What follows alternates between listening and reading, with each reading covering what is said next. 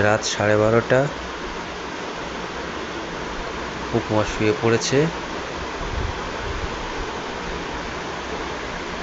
নিজে নিজেই বালিশ চাদর সব জোগাড় করেছে কোথা থেকে ভগবান জানি।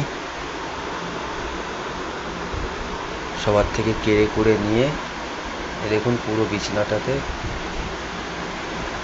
পুরো একা শুয়ে রয়েছে। কাউকে শুতে দেবে না, সবার থেকে বালিশ কেড়ে নিয়েছে। দেখুন ওই পাশে একটা বালিশ, এ পাশে একটা বালিশ, এ পাশে একটা বালিশ, আমাদের তিনজনে 3টে বালিশ কেড়ে নিয়েছে। তো এই হলো পুকুমার রাতের নিদ্রা।